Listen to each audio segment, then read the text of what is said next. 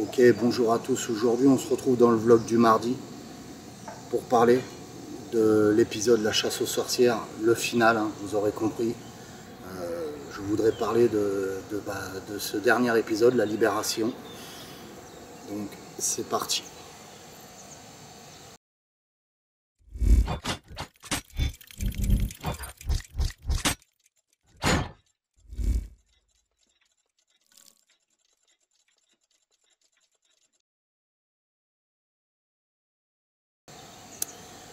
Alors, dès le début, on voit, je m'installe. Je pose ma caméra, hein, quand je l'explique, je la pose avec un arceau en U, comme celui-là, là. Et d'un seul coup, ça se met à scintiller.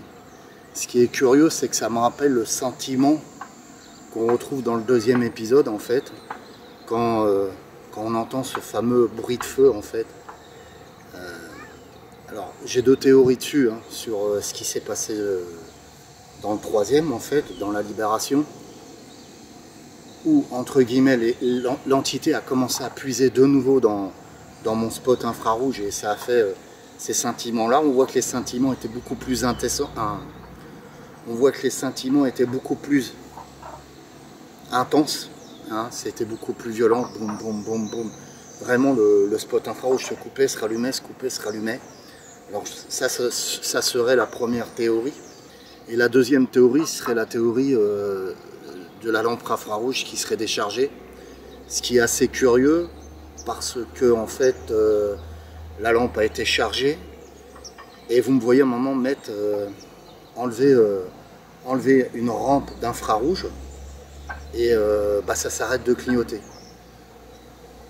Alors que si ça aurait été vraiment la batterie, ça continuerait à clignoter. Et même, ça aurait coupé complètement, je pense. Enfin, ça ne clignoterait pas comme ça serait juste l'infrarouge qui baisserait, l'intensité de l'infrarouge qui baisserait, jusqu'à ce que le spot se coupe. Donc moi, je reviendrai plus sur la première théorie. L'entité se manifeste en puisant l'énergie du spot infrarouge à ce moment-là, quand je pose la caméra. Alors j'en ai parlé un peu dans la libération, hein, pourquoi je suis venu à ce moment-là et que je n'avais pas de ghost box. Je ne l'ai pas terminé à ce moment-là. Et d'ailleurs vous allez la voir fonctionner dans le prochain épisode qui a déjà été tourné. Hein. Ça ne se trouve pas dans le même lieu, je vous rassure. Là je suis dans une maison, justement la maison que je devais faire le soir de la libération en fait.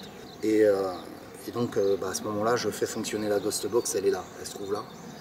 Donc elle n'est pas tout à fait terminée encore, hein. Il y a les boutons à mettre, il y a la décoration.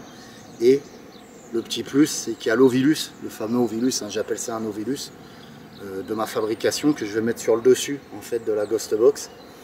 Avec comme je vous ai dit, un bruit blanc, un bruit rose et un bruit marron sur le côté, un sélecteur tout simplement. Donc elle fera ghost box et elle fera style ovilus. Comme vous avez vu d'ailleurs dans le tout premier épisode de la chasse aux sorcières, qui était en état de prototype, complètement démonté, donc en état de prototype. Et donc je vais l'installer dans cette ghost box là, plus les cristaux, etc. Donc là, dans le prochain épisode que vous me verrez avec la ghost box, il n'y aura pas encore l'ovilus de monter dessus et pas les cristaux de mis dessus, ni les boutons, puisque j'avais pas eu le temps, mais je voulais vraiment emmener la ghost box pour la tester en elle-même dans ce lieu qui me paraissait très bien. J'en dis pas plus, et on reviendra dessus d'ailleurs tout à l'heure par rapport à la demande de dons pour l'ordinateur. Je reviens sur le fameux spot qui scintille. Donc pour moi, je plancherai pour la première théorie. L'entité puise l'énergie de ce spot pour se manifester à ce moment-là. Et ce qui est assez curieux d'ailleurs, c'est que je commence à vous expliquer, j'ai entendu une petite voix, cette petite voix qui est mon guide, hein, et qui me dit David, non, enfin, c'est pas comme ça, mais c'est par image, par mot, etc. Elle me fait comprendre qu'il faut aller dans ce lieu. Et je vous en parle verbalement, en fait, physiquement, je vous en parle. Et à ce moment-là, quand je dis il faut que je crée un canal de lumière, on entend cet EVP, un oui.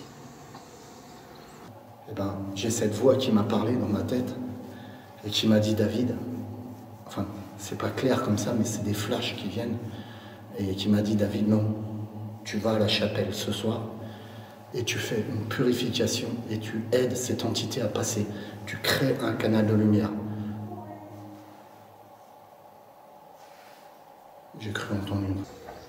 Et je pense que l'entité à ce moment-là valide le canal de lumière. À ce moment-là, elle me dit, elle valide le canal de lumière. De plus, ça valide la théorie comme quoi l'entité se purge de l'énergie du spot infrarouge pour se manifester, puisqu'après le spot ne va plus scintiller et donc elle aura puisé peut-être assez d'énergie et par la suite bien sûr il va se passer le rituel etc. où elle va pouvoir purger de l'énergie par la suite aussi pour se manifester. Alors les fameux bruits de pas qu'on entend régulièrement, pourquoi l'entité se manifeste et manifeste ces bruits de pas? Elle le manifeste parce qu'elle veut bien, elle veut manifester ses bruits de pas. Vous voyez ce que je veux dire? L'entité, actuellement, je peux avoir une entité à côté de moi qui ne va pas du tout se manifester par des bruits de pas, machin, etc. Peut-être parce qu'elle manquera d'énergie. Peut-être parce qu'elle ne voudra pas se montrer, en quelque sorte. Mais là, à ce moment-là, pourquoi cette entité se manifeste par les bruits de pas? Parce qu'elle purge l'énergie, oui. Dans un sens, elle purge l'énergie, mais si elle veut se manifester sans faire des bruits de pas, elle le ferait aussi. Pour moi, la théorie serait que l'entité me montre son état de souffrance, en quelque sorte, qu'elle rend, qu'elle n'est pas bien. Tout comme ces fameux cris de souffrance, de plainte, en fait. Elle me montre ses plaintes, elle me montre qu'elle n'est pas bien. C'est sa façon à elle de me montrer, j'ai mal, je souffre, en quelque sorte. Elle pourrait le dire par un PVE en disant je souffre, tu vois ce que je veux dire, mais elle le fait d'une autre façon en se manifestant au niveau des bruits, de ces fameux bruits de pas qu'elle rampe, qu'elle a du mal à avancer, qu'elle souffre. Vous voyez ce que je veux dire? Donc je reviens à vous dire, elle pourrait se manifester sans faire ces bruits là, mais elle a besoin de faire ces bruits là. Pourquoi? Pour montrer son état de souffrance, pour me dire voilà, aide-moi en quelque sorte. D'ailleurs, elle le dit hein, dans le deuxième épisode, elle le dit concrètement, elle me dit aide-moi, hein, on entend des EVP, ou dans le premier aussi, il me semble qu'elle le dit aussi en EVP. Alors à un moment, je vois quelque chose, une lueur blanche passer devant moi, comme une forme d'énergie. Au début, je pense que c'est une orbe, et je vois que ça se déforme totalement. C'est une forme d'énergie, tout simplement. Elle me fait curieusement penser à cette image que j'ai filmée pendant que j'avais posé la caméra de surveillance, celle-ci.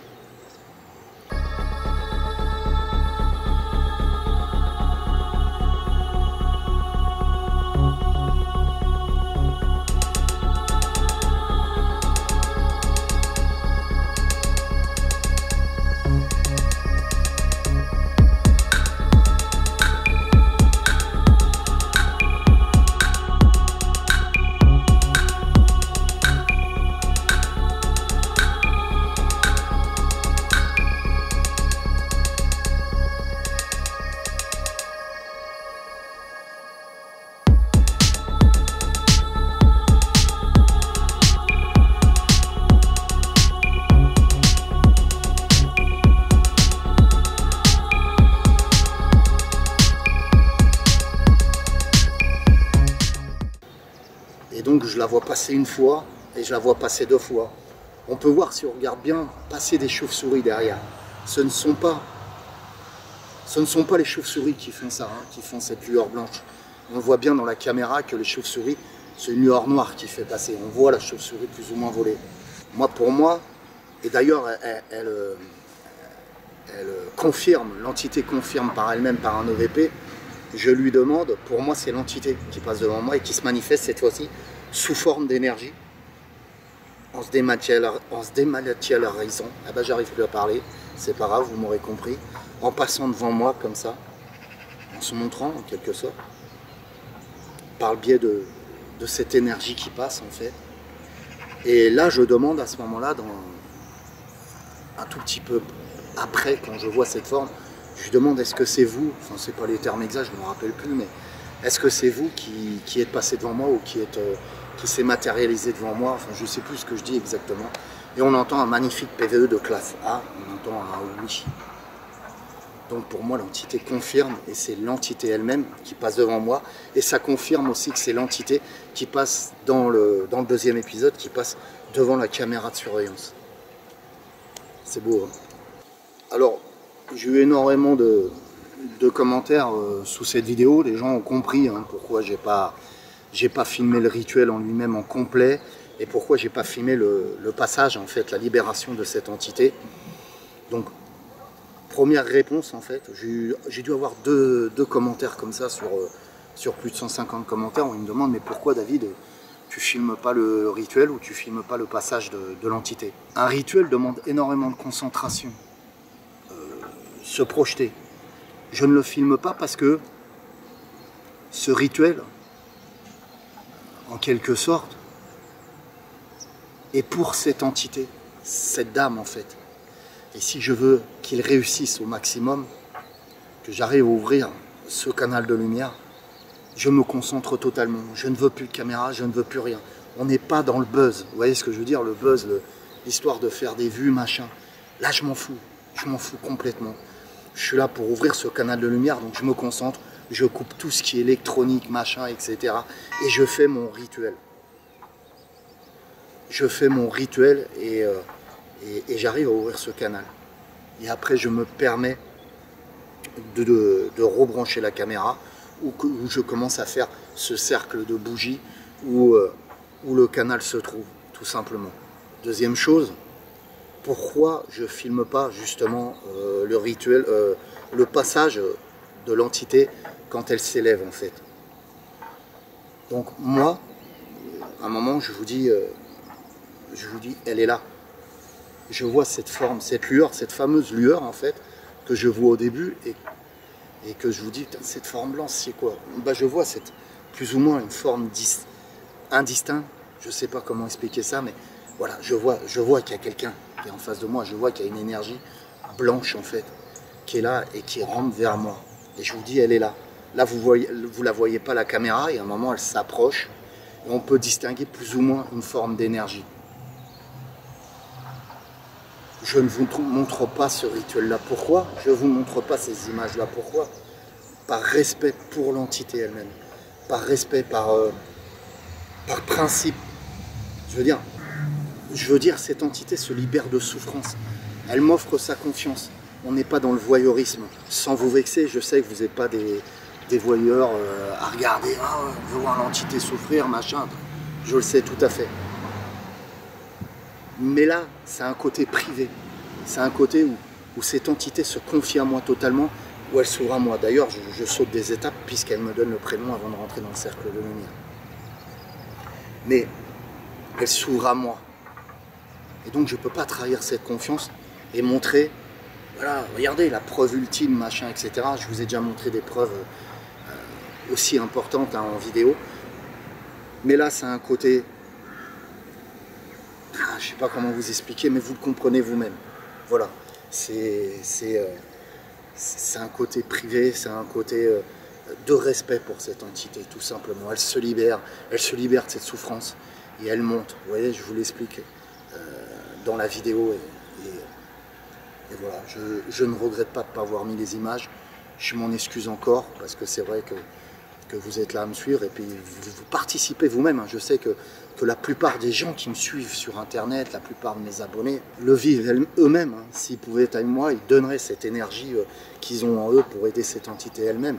Donc je comprends que vous avez le désir de voir la libération de cette entité physiquement en vidéo, mais comme vous le savez, vous l'avez tous compris en général, sur 90%, voire sur 98%, vous l'avez compris pourquoi j'ai pas mis ces images-là.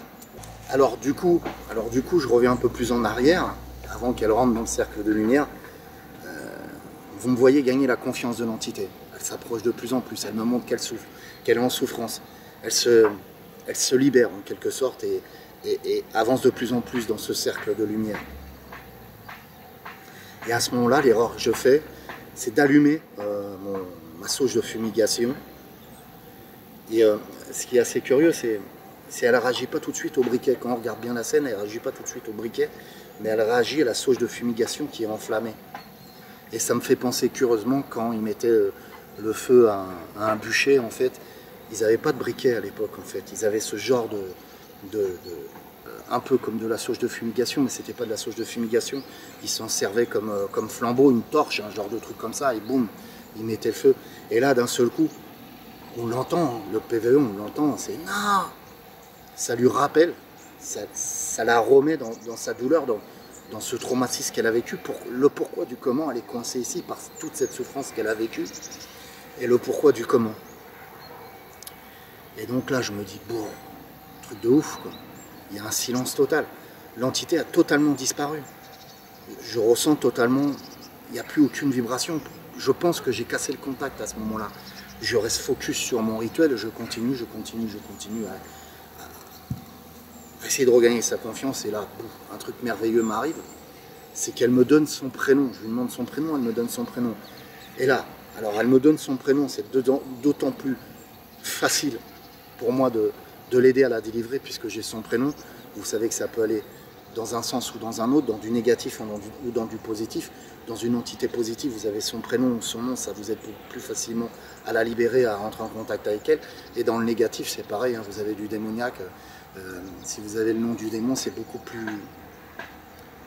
facile, entre guillemets, je me comprends, de combattre ce démon, en quelque sorte, si vous avez le nom de ce démon. Et donc là, elle se confie totalement, elle me dit, voilà, Eleona, c'est son prénom. Alors elle me dit une fois, j'ai du mal à l'entendre parce que ça fait caisse de résonance dans la grotte, et puis vous l'entendez, vous entendez ce PVE comme ça, mais moi, je l'entends différemment. C'est comme si le PVE est omniprésent dans la grotte. Elle est en face de moi, mais le PVE est omniprésent dans la grotte. C'est curieux. Et le deuxième PVE qui arrive, là, je comprends bien, Éléonore. Et là, boum, mon cœur se met à battre. Il y a une espèce de sentiment de joie qui se met en moi, de joie et de tristesse à la fois, puisque je ressens sa douleur, je ressens toute son énergie, et de joie parce qu'elle se confie à moi, et là, je vais l'aider à se libérer. À ce moment-là, je sais qu'elle est prête à partir. Donc, elle regagne sa confiance en moi, elle me donne son prénom, elle se met dans ce cercle de lumière. Alors, je le dis, je vais le répéter dans la vidéo, pourquoi ce froid intense d'un seul coup? C'est que là, elle rentre dans le cercle de lumière, elle purge l'énergie à fond pour pouvoir monter. Donc elle va purger toute l'énergie environnante. Purge l'énergie environnante, et d'un seul coup, vous avez une baisse de température. Ça crée une chute de température. Et là, on sent un froid intense, hein, je vous le dis dans la vidéo, j'ai froid. C'est une bascule de température, en fait, quand une entité va purger l'énergie dans une pièce ou dans un lieu. En fait, vous allez avoir une chute de température. Et là, voilà, elle se charge assez pour partir, et là, elle monte. Donc, qu'est-ce que je vois à ce moment-là? Je vois une lumière, en fait. Je vois une lumière intense qui se crée, et ça disparaît, et je la sens partir, et vous me voyez là, et vous voyez tomber, en fait. La scène est coupée par la suite, je suis épuisé, je sens que j'ai de la fièvre, etc. Je suis vraiment pas bien, et je vous reprends dans la voiture une fois que j'ai récupéré. Les sensations après cette investigation, c'est beaucoup de fatigue. Du mal à récupérer énormément, parce que c'est pas facile quand même, hein, c'est vraiment physiquement ça demande beaucoup d'énergie, et par contre un bien-être total. D'ailleurs, c'est le signe quand l'entité passe, vous avez un bien-être qui se crée en vous, et c'est un signe, entre guillemets, ça peut être le signe de dire que l'entité est bien passée. Vous voyez ce que je veux dire? Elle vous montre à sa façon qu'elle est bien passée en vous faisant sentir ce bien-être total en vous. Viens là, écoute. Mais écoute pas, elle n'est pas méchante. Je veux dire bonjour. Allez, viens. Dorine, il n'a rien mangé. Donc du coup, vous le savez tous, hein, j'avais fait une annonce de demande de dons pour acheter un nouveau PC, puisque j'ai mon PC qui m'a lâché dernièrement.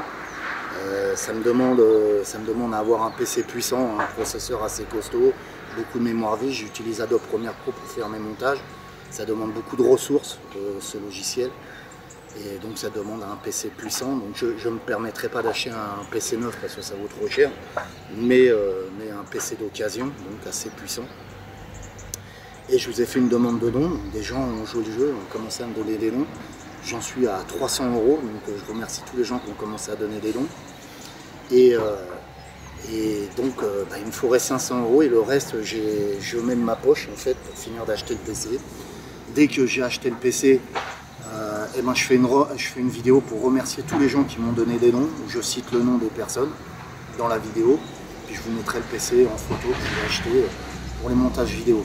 Le souci qui m'arrive à l'heure actuelle, c'est qu'on m'a prêté un PC et le copain en question en a besoin. Et malheureusement, je ne peux pas le garder éternellement et il va le récupérer normalement cette semaine. Et j'espère avoir fini le montage du nouvel épisode de Lieu Hanté qui va arriver, hein, qui se trouve dans une maison, qui est très très intéressant d'ailleurs. Il se passe des choses assez mouvementées, que ça soit d'ordre paranormal et non paranormal. Il y a du paranormal et il y a du physique aussi. Donc il est très intéressant. Et donc voilà, j'aimerais réussir à le monter avant que le copain récupère son PC.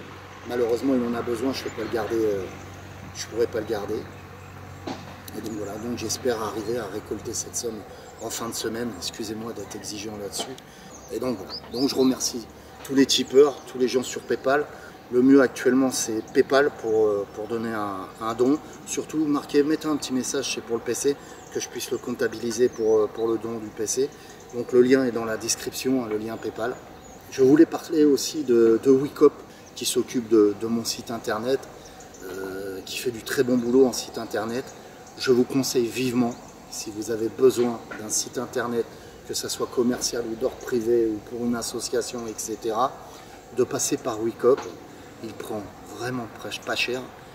Il prend dans les alentours de 35 €, pas plus. Il vous crée le design du site internet. Il a le serveur pour votre site internet.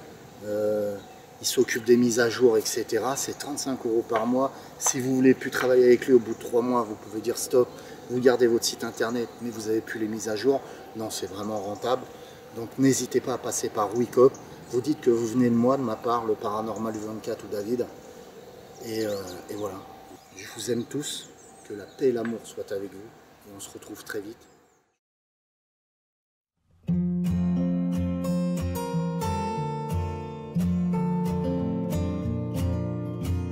Léa et Léo sont commerçants. Margot et Samir sont artisans. Pierre est maire de sa commune. Leur point commun, ils habitent dans cette même commune. Tous utilisent wicop.org dans leur vie quotidienne. Wicop.org nous a permis de réellement faire des affaires sur le web. Ils nous ont fait notre site et nous font connaître dans la région. En plus, ils nous accompagnent. Depuis que nous avons souscrit à wicop.org, nos affaires ont bien progressé. Wicop.org nous apporte un vrai tissu social local. Pour ma commune, wicop.org est un plus incontestable. L'effet Internet est inversé. Les gens se connaissent mieux et peuvent s'entraider grâce à leur place de marché.